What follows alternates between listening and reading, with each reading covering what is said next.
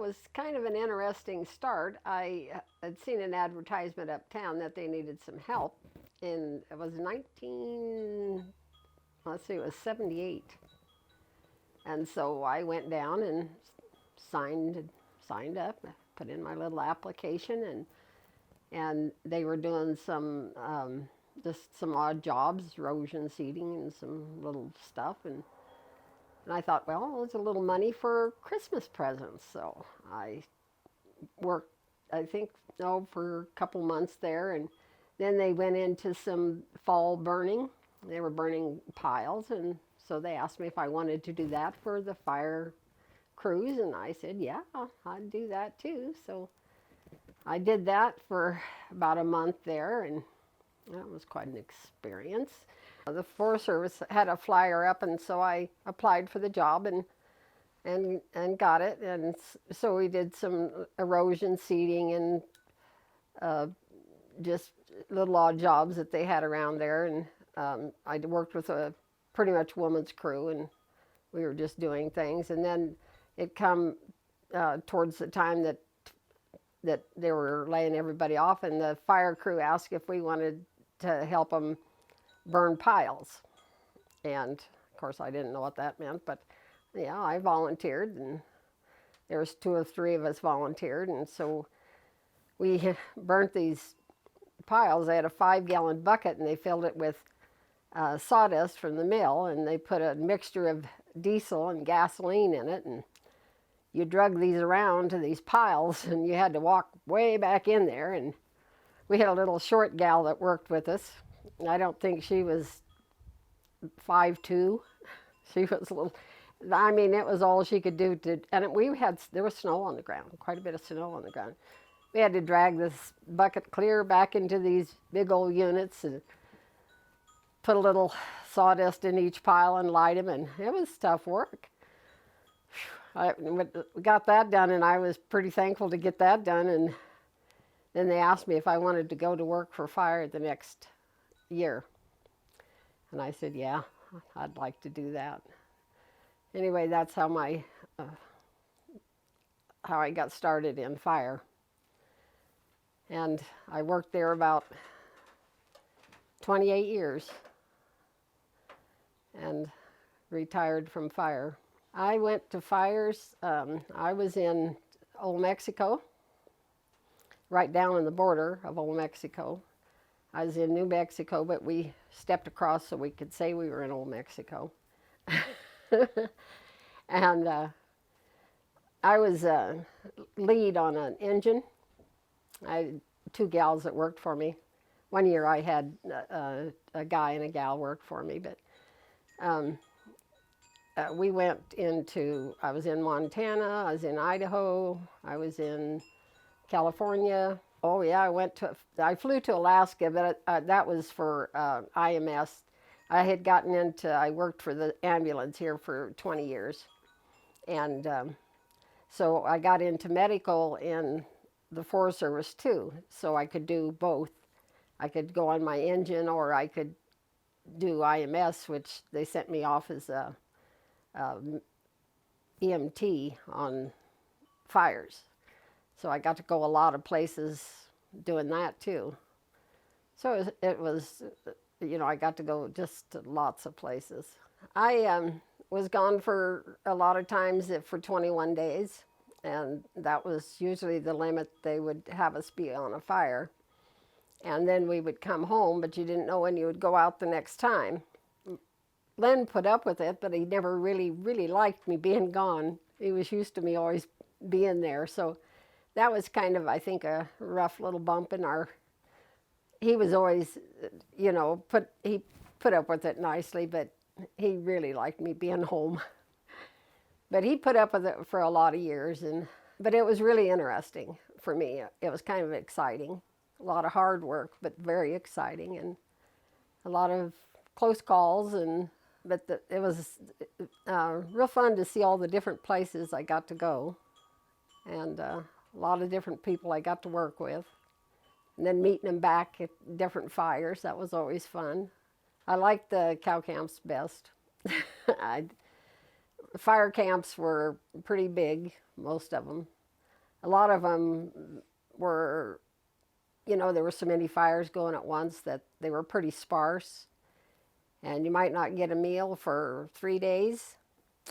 There was times we didn't even get to go into a camp for 3 days. We slept in a sleeping bag when we could sleep. There was times we didn't get to sleep for maybe 3 shifts.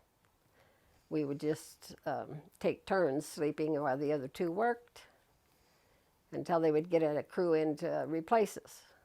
It was some rough fires, but they've changed a lot of that now.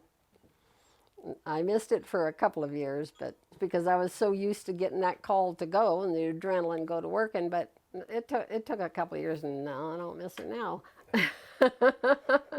And I was told that I was the first woman to retire from the Forest Service as a firefighter.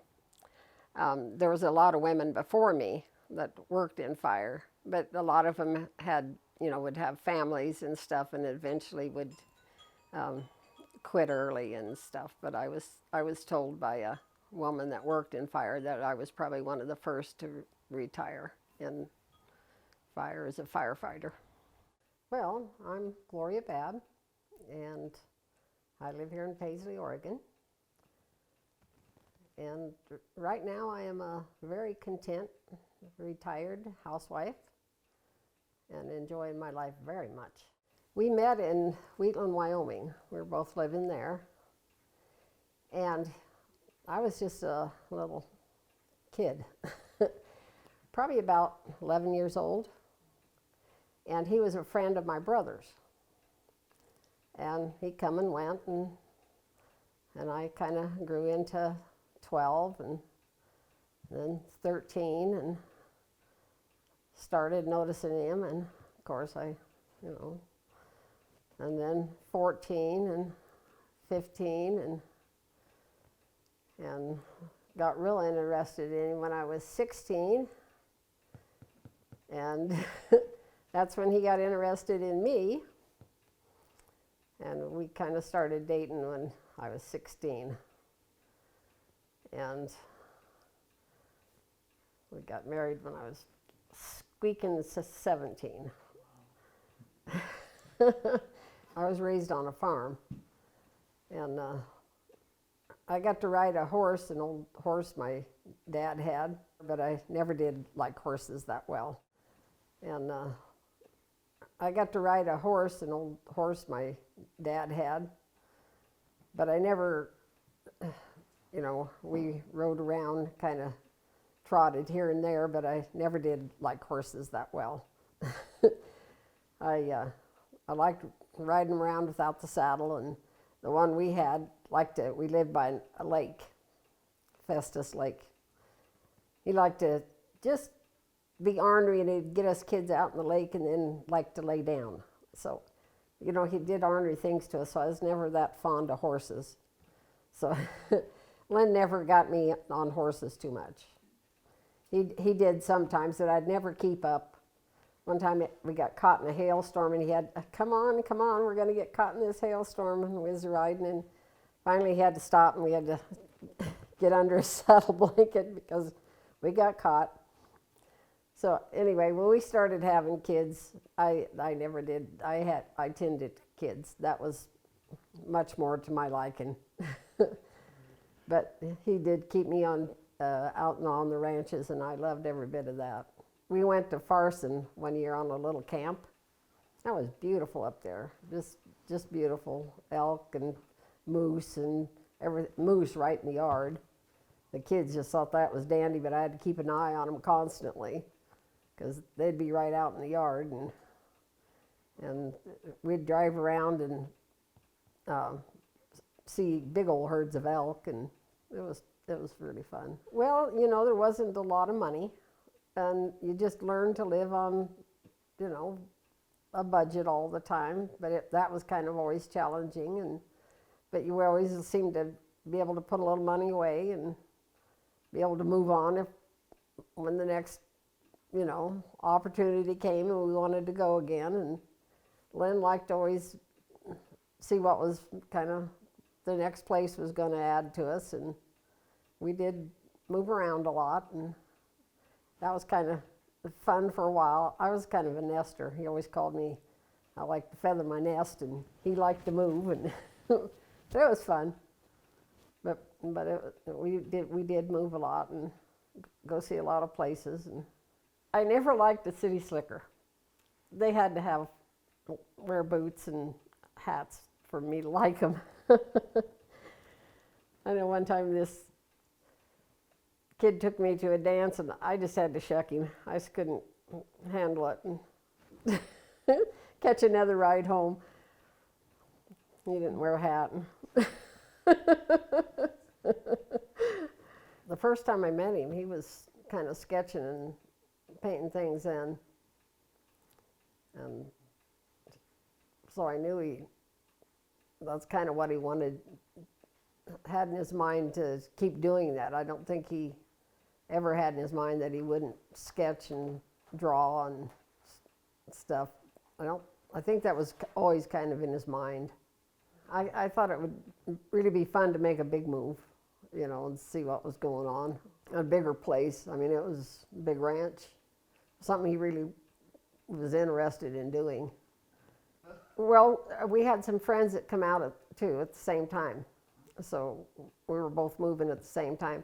And we had a lot of furniture and stuff. We just sold it, got rid of all of it. What we moved out with is we had a trailer, and what fit in the front of that trailer and the horse in the back. Horse had to come. The kids fit in the pickup, had a camper on it, I believe, at that time, and the littler ones fit in the front with us, and out we came. Well, they didn't have a place for us at the ranch at that time, and so Lynn's brother lived over in Oak Ridge.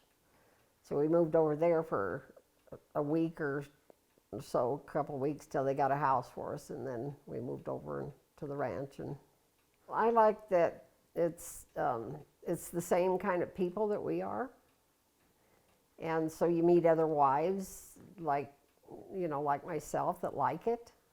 They like their husbands to go out and ride, and we'd always get together and have big, kind of potlucks, and just it's just kind of the same type of people, more or less, barbecues with the same type of people. They'd have a big branding, and then of course, the what you cut off the calves, we'd clean them all up and have a big fry just about every time. And that was always lots of fun. And I've got lots of pictures of my kids with their hats and boots on, hanging over the fence, over the corrals, watching the brandings, or getting in there, trying to help out. And yeah, they love it. And you can see it at the brandings now. The kids still there, loving it. We got the great grandkids. That's their favorite things, the brandings. They love the brandings. It's just a way of life that's wholesome. We were always very Christian people, and to me that's a wholesome life. To to send down, it's something that they can get out and do themselves, and you're out in the open. I guess you're not around a lot of people to cause a lot of mayhem that you kind of see in the world today. So, it was just always good. You go home at night and sleep and know you're going to be pretty safe, and your kids are turned outside and they can run. Our kids always we just let them go. You just trusted them outside, they could run. And if they seen, they knew to be afraid of snakes and stuff that's out there, and they'd come and tell us if they run onto a snake, and they'd run onto them pretty often there in Wyoming. Oh, we used to hunt for arrowheads. That was the family get together. Lynn would take us with him all the time to feed, when he had the cattle to feed and the steers to feed. we'd get that done, we'd all bundle up and go do that, and then we'd get to hunt arrowheads for a while. Boy, everybody would just spread out, little kids, everybody looking for arrowheads. And we'd do that for a while and find what we could, and then on Sundays or our days off, we'd pack up a lunch and go hunt for arrowheads, and that was always fun stuff. We wanted to raise our kids here, small town, and just can't kind of keep them in the same school for a while. Well, we moved into Paisley from the ZX Ranch because the kids were already in the school here, and we kind of wanted to keep them in the school in Paisley, so we bought a house here in town and just kept them in the school here. And then they were into high school by that time, and we just kept them in here and